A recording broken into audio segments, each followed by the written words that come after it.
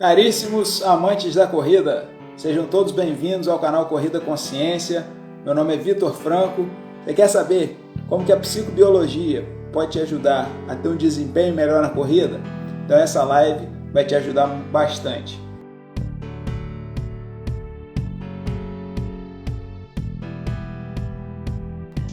Bom, em relação à associação entre desempenho e sono, ou falta de sono, né? Porque, na maioria das vezes, quando a gente vai tentar entender a função de sono, a gente acaba retirando o sono, né? Porque não existem seres vivos que não dormem.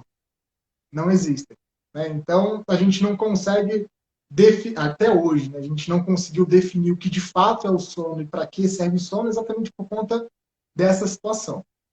Mas, partindo do pressuposto que indivíduos que dormem vão ter melhores funções e vão ter uma fisiologia mais bem ajustada comparada com aqueles indivíduos que não dormem, a gente tem algumas possibilidades de pensar ou de fazer a transposição disso para a corrida.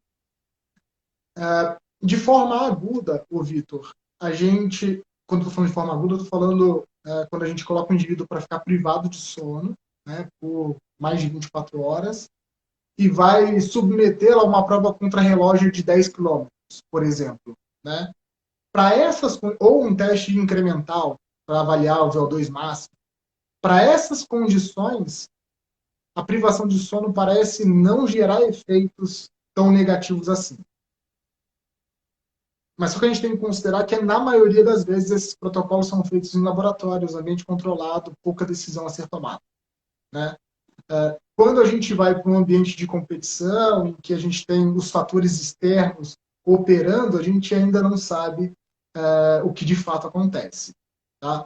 O que a gente sabe é que, em longo prazo, o indivíduo que, não aquele que fica sem dormir 24 horas e vai competir, mas aquele indivíduo que vai perdendo horas de sono ao longo de vários dias, porque tem que trabalhar, porque o treinador acha que ele tem que treinar de forma excessiva, né? E aí acaba dando mais sobrecarga de treinamento e pouca atenção para o sono. Para esses sujeitos, os desempenhos fisiológicos, os desempenhos de performance, eles são prejudicados. Tá? Mas isso a gente considerando nessa condição específica. Agora, o percentual, só porque ele falou do percentual, a gente não tem um percentual. Entendi. Você ficar X tempo acordado, você vai prejudicar seu desempenho em X vezes. A gente não tem essa informação. Voltando ao que você estava falando sobre o sono, né, e do assunto, eu me lembrei da minha estreia nas ultramaratonas, na ultramaratona. Eu fui com mais 9 amigos, só eu que era o estreante na prova. E era uma de 12 horas, começando às 8 da noite, indo até às 8 da manhã. E aí eu perguntei para esses amigos, a gente tinha um grupo lá na rede social, eu perguntei aqui, como que vocês fazem com sono? Porque o meu sono é muito profundo, se eu deitar em qualquer lugar, se não tiver mosquito, não tiver quente, eu durmo. Não precisa ter cama, colchão, não precisa nada. Se não tiver calor e não tiver mosquito, qualquer lugar eu estou dormindo. Uhum. E aí ele falou, não, Vitor, na prova, adrenalina, tal, você não vai nem sentir sono. Rapaz, eu sei que na minha estreia, Elton, quando deu mais ou menos 1h da manhã, me deu um sono tão grande.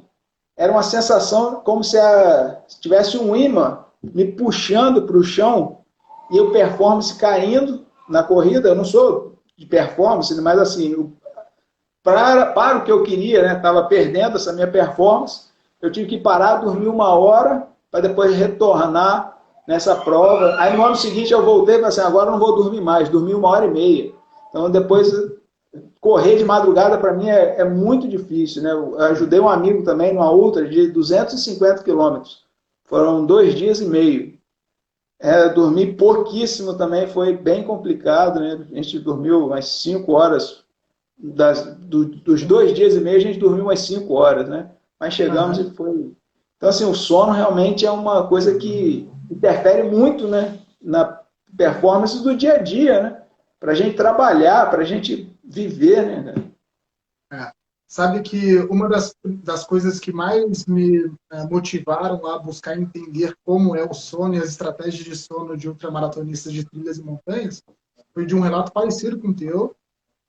Na época, foi de um amigo que foi meu professor também, o estagiário dele, e ele foi competir na Patagônia, né, fazer os 100K da Patagônia, e ele relatou que no meio da noite, fazendo, né, a corrida, ele se sentia caindo também, né, tinha medo de cair no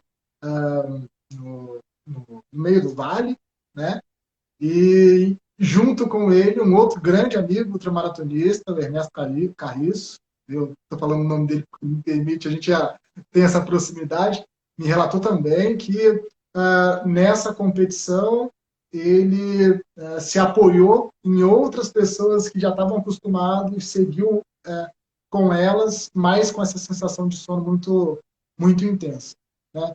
Então, buscar entender quais são as estratégias de sono que são feitas antes da competição, durante a competição, pode nos ajudar também a propor estratégias para melhorar essa condição em provas específicas, né? E aí você tocou em um ponto que é importante da gente comentar sobre a influência da falta de sono em vários outros segmentos da nossa vida, né? A gente sabe que privação de sono faz com que o humor fique prejudicado, né? Faz com que a gente tome decisões mais erradas, de fato, tenha alteração de frequência cardíaca e de função cardíaca, enfim, sonolência diurna excessiva que pode gerar risco, né, de vida, inclusive. Se a gente estiver falando, por exemplo, de um indivíduo que está dirigindo e está passando por uma crise de sonolência excessiva, ele pode causar mortes, né? Isso em uma situação de competição, né? Esse indivíduo entra no estágio de sono de forma repentina por conta dessa alta pressão de sono. Ele pode se machucar, pode cair de um vale, de um penhasco, seja lá o que for, né? Então, esses fatores são desconsiderados na maioria das vezes, porque a gente dá pouca importância para o sono, até a gente não conseguir ficar acordado pela sua falta, né? E aí tem uma situação que é engraçada até, que eu costumo brincar, que o sono é um dos comportamentos que a gente precisa fingir que está fazendo para conseguir tê-lo. Né? Quando você vai dormir, normalmente, você finge que está dormindo para conseguir dormir. Né? Agora, em uma situação de prova, quando o sono aparece de uma vez, não tem o que fazer. Né? É uma sensação que não tem o que fazer. E é desesperador, de fato. Quando você falava da Ultra, né, 100K, eu me lembrei de não sei se foi um chileno que acabou falecendo durante a ultramaratona, e uma das possibilidades que levantaram foi que ele deve ter dormido no meio da prova, porque no posto de atendimento, antes do ponto onde ele acabou falecendo, ele estava muito mal, estava muito abatido, mas já era um cara experiente, então deixaram ele continuar. E aí, depois, já de madrugada, lá na Patagônia, então acabou que ele faleceu, e uma das coisas que levantaram a hipótese era essa, dele ter pego num sono profundo na madrugada, né, gelada, fria, com neve, né, e acabou falecendo durante a prova, né? Durante a preparação, né, para a ultramaratona, para as outras maratonas, é muito comum que que o volume de treinamento ele vá aumentando, né, ao longo dos momentos pré-prova, né? Então, a gente encontra aí treinamentos que prevêem 180 quilômetros por semana percorrido, né? E muitas das vezes a gente precisa segmentar as sessões de treinamento, né? E por falta de conhecimento, da maioria das vezes, na perspectiva de que a gente pode adaptar o nosso ritmo biológico, treinando em horários diferentes, a gente pode levar o nosso atleta a estar numa condição crônica de restrição de sono.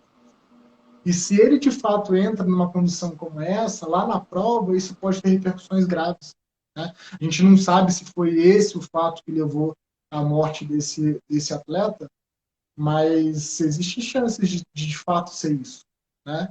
Então, olhar para o treinamento ou para a forma de como treinar nessas situações de prova a gente precisa evoluir nisso. A gente como categoria de treinadores, né, professores. Mais uma vez, Nelton, te agradeço a participação. Gostaria que você deixasse aí o seu abraço para a turma aí. Fique à vontade. Bom, primeiro eu gostaria de agradecer a você, Vitor, por essa oportunidade. Falar desse tema é algo que me gera muito prazer, né? Eu faço isso há pelo menos 12 anos da minha vida, tentando buscar compreender esses fenômenos, trazer isso para uma realidade mais próxima e mais aplicável, né? Tanto para nós que estamos treinando atletas, quanto para nós que também estamos competindo, né? Acho que quanto mais acessível for a nossa comunicação com atletas e treinadores, melhor vai ser o nosso desenvolvimento como um todo, como ser humano, como atleta, como treinador, né? Mais benefícios sociais a gente trará, né? E mais segurança, né? De uma maneira geral, a gente também terá, né? E é isso, muito obrigado. Sempre um prazer falar de corrida e falar de sono, né? Não com sono, mas de sono. E é isso, Vitor. Obrigadão. Valeu. Bem, desejo a todos vocês que sigam em frente, evoluindo sempre. Valeu, pessoal, e até a próxima, hein?